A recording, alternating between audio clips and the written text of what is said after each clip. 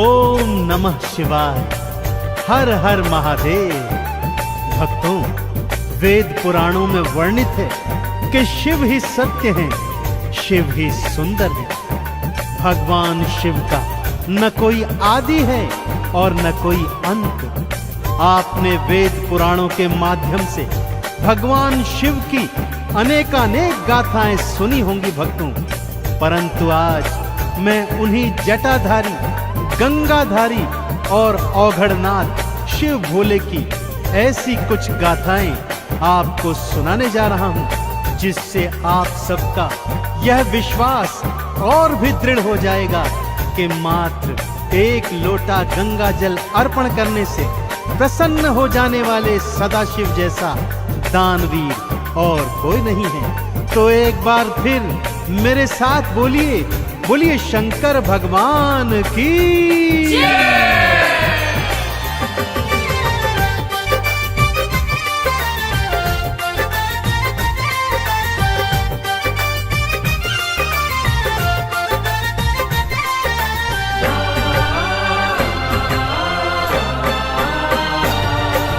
आओ तुम्हें मैं कथा सुनाऊं,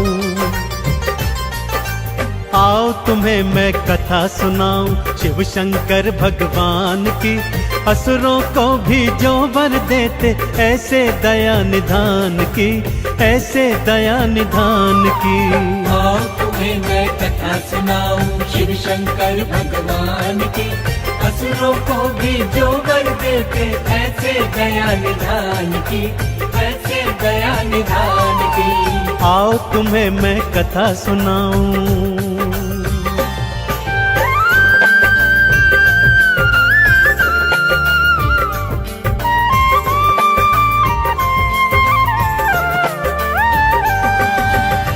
भक्तजनों, पहली कथा दैत्यराज भस्मासुर की सुनाता हूँ। भस्मासुर ने अपनी अनन्य भक्ति और हठ योग से शिव भोलेनाथ को प्रसन्न किया और वरदान में यह वर मांगा कि वो जिसके शीश पर हाथ धरे वो तत्काल भस्म हो जाए। जैसे ही भोलेनाथ ने तथास्तु कहा, वो पापी वरदान की सत्यता जानने हेतु भगवान शिव के सिर पर ही हाथ रखने को तत्पर होने लगा और उन्हें भस्म करने उनके पीछे पीछे भागा। तीनों लोकों के आराध्य भगवान भोलेनाथ आज स्वयं अपने प्राणों की रक्षा हेतु आगे आगे भाग रहे हैं और पीछे पीछे दैत्य भाग रहा है। आगे क्या हुआ, आइए सुनते हैं।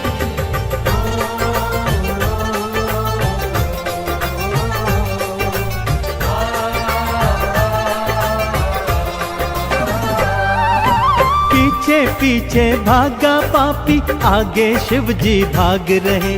सृष्टि के हरता देखो अब स्वयं मृत्यु से कांप रहे। भागते भागते विष्णु लोक में शिव शंकर देखो आए। हे विष्णु प्राणों को बचाओ, शिव शंकर ये बतलाए। कैसे विष्णु जी ने की थी, हाँ कैसे विष्णु जी ने की थी रक्षा शिव के प्राण की। असुरों को भी जो वर देते ऐसे करुणा निधान की, ऐसे दया निधान की। आओ तुम्हें मैं कथा सुनाऊं शिव शंकर भगवान की। असुरों को भी जो वर देते ऐसे दया निधान की, ऐसे दया निधान की। आओ तुम्हें मैं कथा सुनाऊं।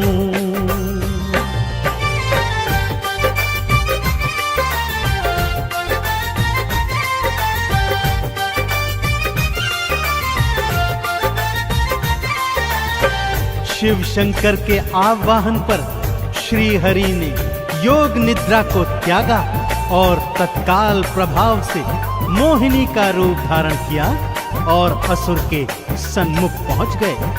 काम आंध होकर ज्यों ही असुर मोहिनी की ओर लपका तो मोहिनी बने विष्णु जी ने कहा कि पहले तुम्हें मेरे साथ साथ नृत्य करना होगा। जैसे जैसे मैं नाचती जाऊं तुम भी वैसे वैसे मेरे साथ नाचते जाना। और मोहवश मोहिनी की ताल पर असुर ताता थैया कर नाचने लगा। जैसे जैसे मोहिनी नाचती, भस्मासुर अनुसरण करता जाता। और जैसे ही मोहिनी ने नाचते नाचते अपने स्वयं के सिर पर हाथ धरा, राक्षस ने भी ऐसा ही कर दिया और भगवान शिव के वरदान स्वरूप वो तत्काल भस्म हो गया। इस तरह मोहिनी रूप में श्री हरि विष्णु ने शिव शंकर के प्राणों की रक्षा करी।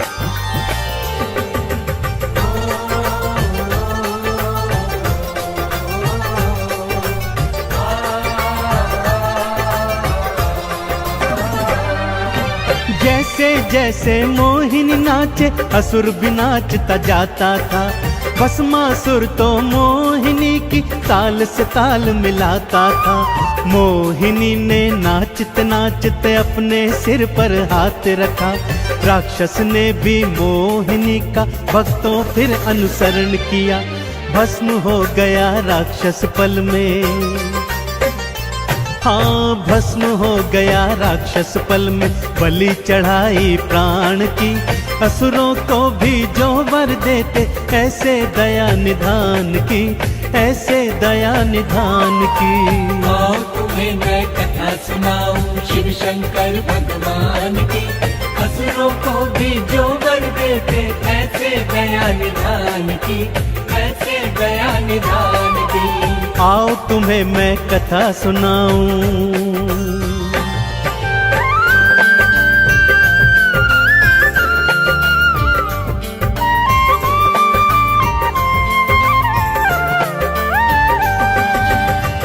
दूसरी कथा का प्रसंग इस प्रकार से है भक्तों। एक बार मां पार्वती भोलेनाथ से शिकायत करते हुए कहती हैं कि लक्ष्मी और ब्रह्माणी तो स्वर्ण के बने महलों में रहती हैं और मैं इस कैलाश पर्वत पर, मुझे भी एक अच्छा सा सोने का बना हुआ महल चाहिए। भोलेनाथ ने बहुत समझाया, परंतु माँ गौरा नहीं मानी भक्तों।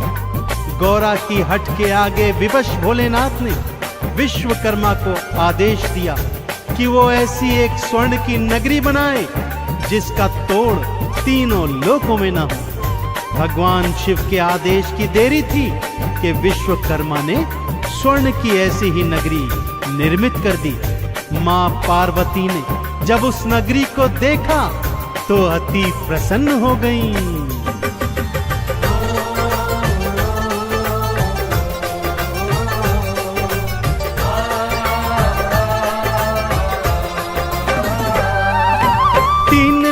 में सबसे सुंदर ऐसी नगरी बनवाई।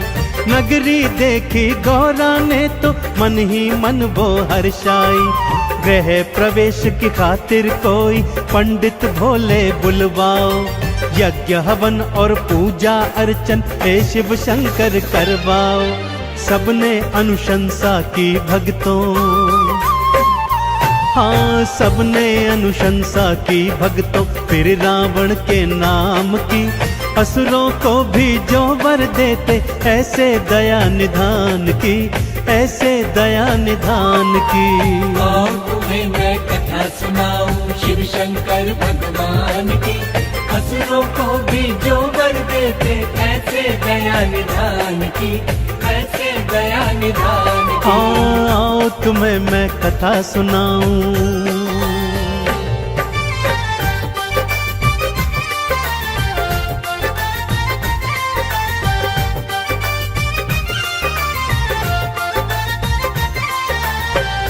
सभी ऋषि मुनियों और देवी देवताओं ने शिव शंकर को यही बताया कि भगवान रावण जैसा प्रकांड पंडित तीनों लोकों में नहीं है, अतः उसी को गृह प्रवेश के पूजन पर आमंत्रित करना चाहिए। ऐसा ही हुआ भक्तों, रावण को पूजन हेतु बुलवाया गया और रावण ने भी पूरे विधि विधान से गृह प्रवेश का पूजन अर्चन संपन्न करवाया। परंतु इतनी सुंदर स्वर्ण से बनी नगरी को देखकर उसके हृदय में लालच आ गया और उसने भोलेनाथ से यही स्वर्ण नगरी दक्षिणा स्वरूप मांग ली। दानियों के दानी देवादिदेव भोलेनाथ ने बिना सोचे विचारे उसे तथास्तु कहकर स्वर्ण से निर्मित नगरी उसके हाथों में सौंप दी। हाँ, वही स्वर्ण नगरी जो उन्होंने मां गौरा हेतु बनवाई थी। एक ही पल में रावण को दक्षिणा स्वरूप वो नगरी दान में दे दी।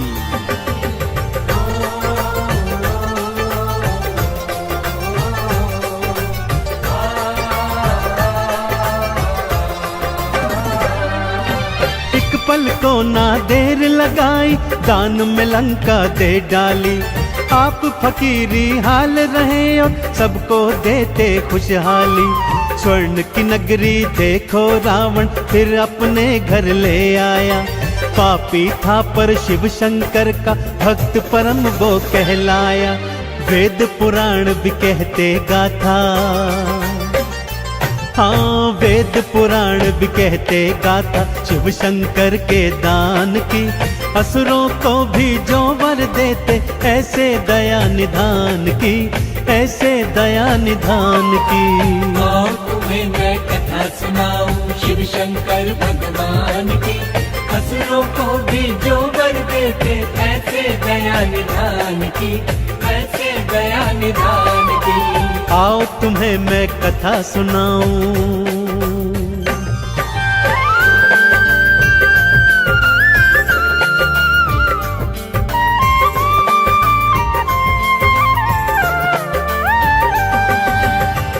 भक्तजनों, भोलेनाथ की लीलाओं और कथाओं से तो वेद पुराण पटे पड़े हैं। जैसे सागर मंथन के समय विषपान करना हो और ब्रह्मा जी को वेदों का ज्ञान तथा विष्णु जी को महालक्ष्मी प्रदान करना हो।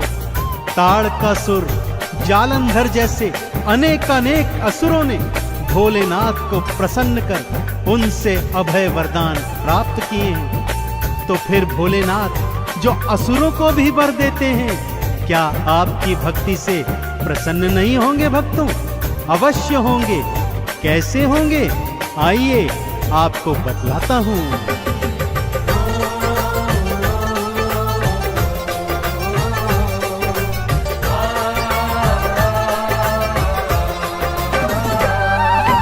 एक लोटा गंगा जल संग में दूध दही घी ले आना।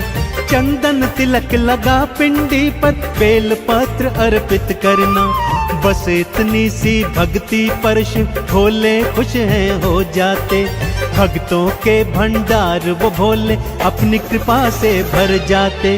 व्यर्थ जन्म न गवाओ भक्तों, हाँ व्यर्थ जन्म न गवाओ भक्तों। आई घड़ी गुणगान की। असुरों को भी जो वर देते ऐसे दया निधान की, ऐसे दया निधान की। आओ तुम्हें मैं कथा सुनाऊं शिव शंकर भगवान की। असुरों को भी जो वर देते ऐसे दया निधान की, ऐसे दया निधान की। हाँ, तुम्हें मैं कथा सुनाऊं।